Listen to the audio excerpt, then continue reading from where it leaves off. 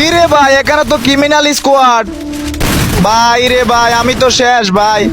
এ ভাই, আমার টিমমেট পলাইতেছে ভাই, দেখছো? ও ভাই, টিম আপ করতেছে রে।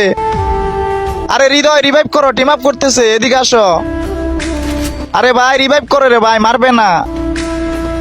হ্যাঁ ভাই, দেখছো ভাই, এই ক্রিমিনালটা কিন্তু অনেক রিয়ার। মনে হচ্ছে ভাই এগুলা ওল্ড প্লেয়ার।